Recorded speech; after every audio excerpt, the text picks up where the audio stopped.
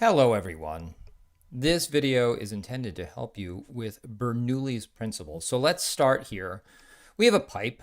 It goes up. We'll imagine it's circular in terms of its cross-sectional area. And as it rises, it tapers to a smaller area. And our goal here is to derive Bernoulli's principle. All right, so let's assume that this fluid here is initially at rest, and we're going to get it moving. So in order to do that, we need to apply a input force here, an F1 at this location. All right, so now we're pushing this little section of water forward. You can see as well that I've shaded this area in blue. As you already know, if I move a volume of water in one place, I have to move the same volume of water in the other place. Hence, a big area and a small distance here, and over here we have a smaller area and a bigger distance. This way the volume of water is the same. Now, we've pushed this water and we started to move forward. However, the water at the other end is not yet started to move. So when this water collides with that water, there's actually a force in the opposite direction. There's always some kind of back pressure in your water, so there's an F2 backwards. Let's talk about this, because now we're applying forces over distances. And if that's the case, I think you know where this is going. We're doing a little work here, because work is force times distance. So in each case, I'm doing positive work at the bottom and negative work at the top. I would like to remind you that we also know that force is pressure times area. So I can throw that puppy right there, and I get that work is pressure times the area times the distance. But wait a second, I think you know that area times distance would be, because this is the area here, and I think I just said it before, a volume of fluid. So it turns out the work done is the pressure times the volume. Okay, we need to keep that in mind because we are about to venture into the work energy theorem. It's going to be exciting. So let's start off with the old school. K initial, potential initial, work, kinetic final, potential final. That was fun, wasn't it? And we've got 1/2 mv1 squared, because I'm talking about location 1 instead of initial. I know it's a change for us, but we're going to go with 1. We have mgh1. We also have this work. Now, we already said that there is positive work being done, but also since there's a back pressure or a backwards force, there's negative work. So I'm going to call it P1 V1. That's at the start over here. But we also have a back pressure doing negative work at the top up here at location 2. So this is going to be minus P2 volume 2. And that's going to equal 1/2 mv2 squared plus mg height 2. All right, well, that's our old work energy theorem. We've kind of twisted it a little bit in that we've introduced pressure times volume. Speaking of volume, check this out. We're almost there. What if I divide just everything, like everything here by volume? What if I divide everything here by volume? Obviously, these volumes, which must be the same volume of fluid, so V1 and V2 are the same. Well, we can clearly see that the V is going to divide out here. That's great and all, but what's mass over volume? I see a lot of mass, volume, mass, volume. Hey, that's density. We're there. We did it. Bernoulli's principle is the following. Pressure 1 plus 1/2 density, mass over volume. So this is density V1 squared plus rho GH1 equals P2 plus 1/2 rho V2 squared plus density G height 2. This beautiful thing is kind of like the work energy theorem for fluids. And it is Bernoulli's principle. Bernoulli principle. Also, side note, the pressure has to be in, as per usual, in pascals. All right, so this is the principle that we've derived, and we're going to investigate this a little bit as we continue through this video. But before we do, we have to venture in to something called the volumetric flow rate, the letter Q. Of course, you could pause the video, but you're going to lose the sound of this voice, this narrator's voice. I'm paying him a lot of money for this. So anyway, the volume of a fluid per unit time, that's volumetric flow rate. But this must be the same everywhere in a closed pipe. So if we were to go back up here to this area, the volume flowing through this area per unit time must be the same as this volume flowing through there per unit time.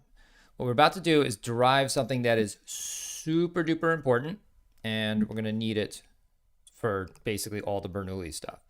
Let's start with Q at 0.1 in our pipe has to equal Q at 0.2. The volumetric flow rates, easy for me to say, are the same in both points in our pipe. So that means V1 over delta T, since the time is the same, we're going to do volume 2 over delta T. Back up on our picture up here, sorry to keep switching back and forth, we know that volume of a cylindrical, if you will, pipe is going to be area times delta X, and the area is going to be, oh, we went way too far there. So let me just do this. Sorry, it's going to be area times delta X. I was going to say pi r squared, but we're not there yet. So I have A1 delta X1 over time has to equal area 2 delta X2 over the same amount of time. And I know that some of you are looking at this like, hey, I know what this is. This is delta X over delta T. That's velocity. All right, well, that means area 1, velocity 1 has to equal area 2, velocity 2. This is super duper important. This is known as the continuity equation. Continuity equation. You're going to use it like it's your job. All right. I think you've had experience with this continuity equation. If you've ever taken, let's say, for the ease of this example, really easy, we could just do a real easy example. Have you ever had a hose and there's water coming out, right? And you want to spray your friend that's really, really, really, really, really far away. So what do? You put your thumb or your finger over the end. And in doing so, what are you really doing? You're decreasing the area at which the water can flow out. The area inside the pipe is still the same, but you've decreased area 2 here. And if you've decreased area 2, if area 2 goes down, what has to happen to the velocity? So the volumetric flow rate stays the same, the velocity goes up. And I'm hoping you've had this experience where you put your thumb or finger over a hose, and yeah, I know it sprays everywhere, but you can still make it spray faster as it comes out. All right. Another important principle. Let's go back to that, what's that thing called? Oh, Bernoulli. We say it like Bernoulli. I'm going to get in trouble one day. Let's keep a simple example. P1, 1/2 rho V1 squared plus rho GH1 equals P2 plus density. It's kind of like work energy. You just replace mass with density, and there's these two pressure things. It's pretty easy to use. Plus rho GH2. Now let's go with a horizontal pipe. Okay, this is our example, a horizontal pipe. If you would, think about your hose if you want, and pretend you're holding it horizontally, all right? Therefore, there's no change in height. We don't have to worry about that. There's pressure inside the hose, and there's a velocity of water inside the hose. Let's use the example we were just talking about. If the area decreases, so going back here, so area, you put your thumb over it, the area of the output where the water's coming out decreases. Hopefully we agree that the velocity increases. All right, that's important. Cool, but how does it affect Bernoulli? It doesn't affect anything on the beginning side. This is just inside the hose. We have our pressure and it's moving at a certain velocity. But outside, Well, that's different because now our velocity increases. And if this term here increases, and we want to keep this equation consistent where both sides are equal, hopefully you realize that means the pressure must decrease. And this is a really important concept.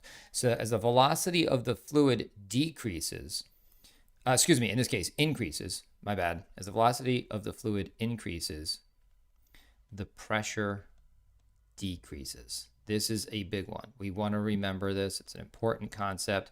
I personally struggle with it because I think of if the water's moving faster, there's a lot of pressure pushing it, but that's not how this works. In order to allow a lot of flow of fluid, you need to decrease the pressure. Otherwise, there's too much resistant pressure pushing back on it. So we need to lower the pressure to allow more to flow through. This is a big concept. If the velocity increases, the pressure decreases. And we do a demo of this in class, which you're not going to be able to see here. But if you ever want to, you can take a strip of paper, like just rip a long piece of paper, and the paper is just like hanging down in your fingers like this. You're holding it here. Blow across the top, right here. All of a sudden, you have high velocity air moving this way. Below, the velocity is 0.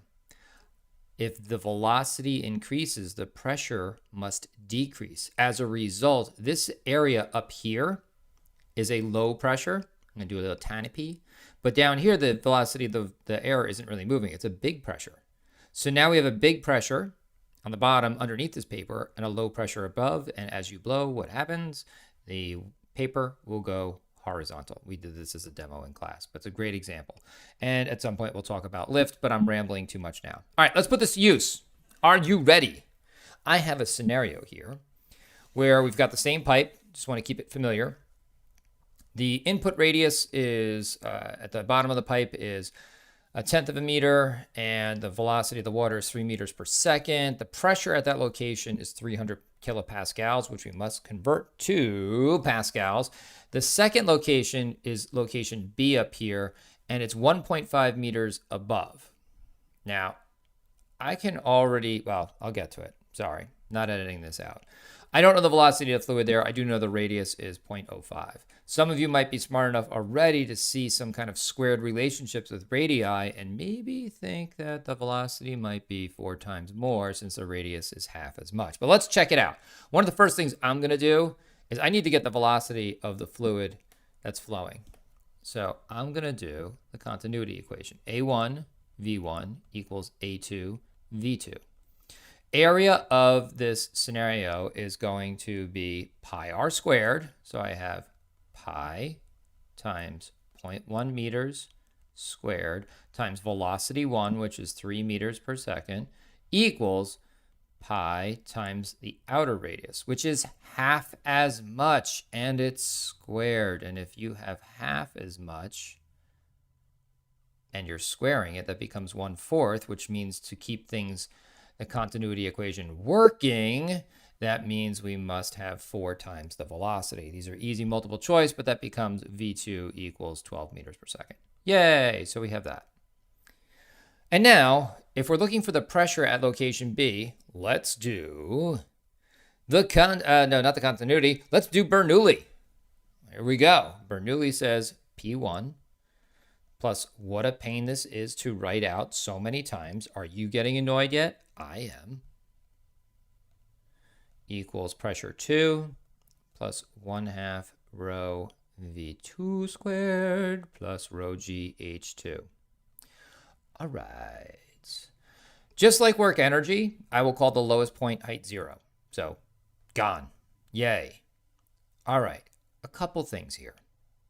Before you even do anything, hopefully you've learned enough to know that you can look at this expression. The left side of this expression isn't changing, but we're looking for the pressure over here, P2.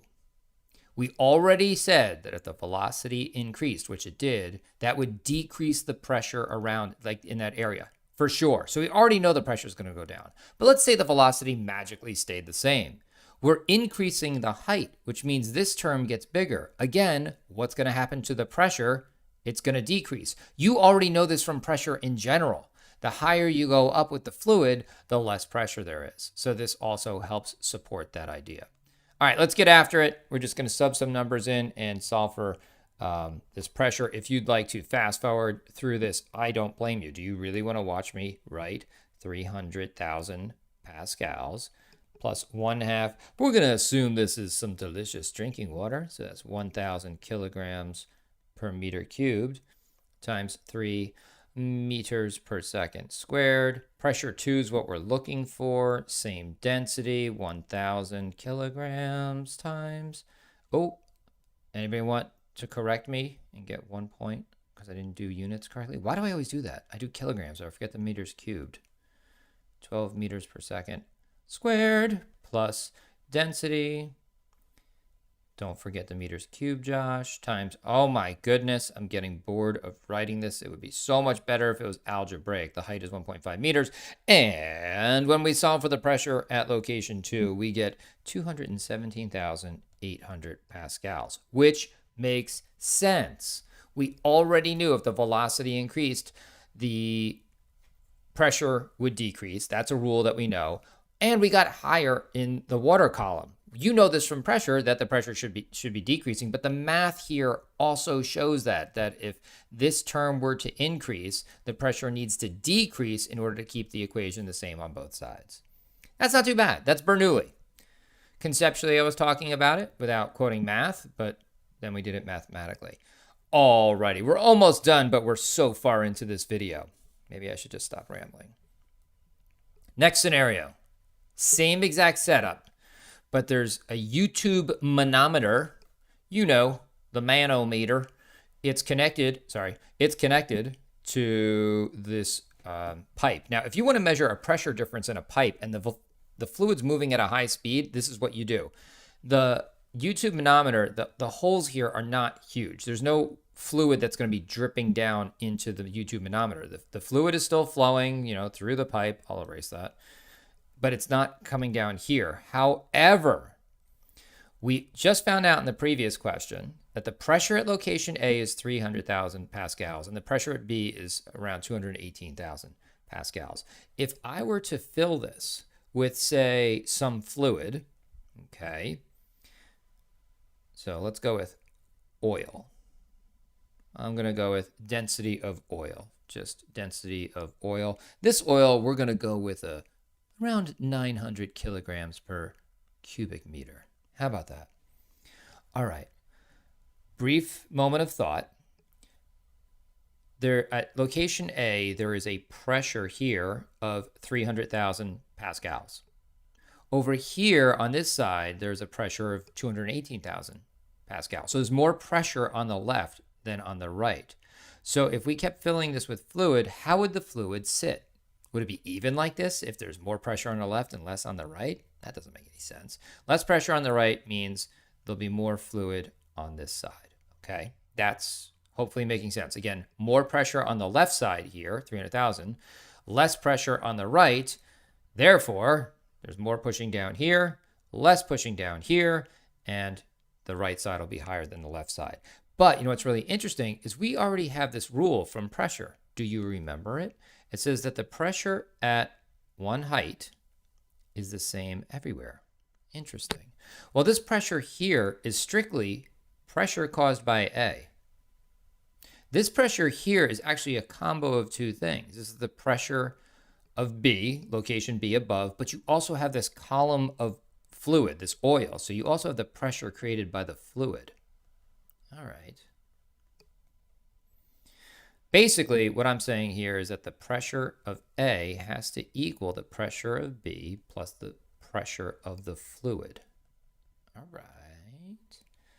Now, I'm going to rearrange these because I want to get the pressure of A minus the pressure of B equals the pressure of the fluid. This is important. This moment right here. The difference in pressure. Difference in pressure equals the pressure of the fluid. Well, the pressure of the column of fluid. Pressure equals pressure of column.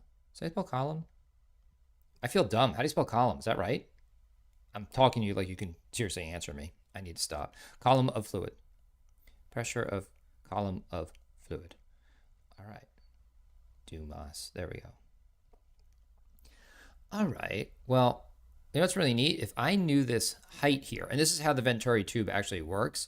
If you take this height, you can then sub in and find the pressure difference if you're looking for a difference in pressure between these two locations. But for our math, we are doing, we're just basically doing 300,000 pascals minus 217,800 pascals has to equal the density of the fluid, which is 900. Somebody didn't plan this well, cubic meter, times 9.8. Sorry, rho GH. I had a brain fart.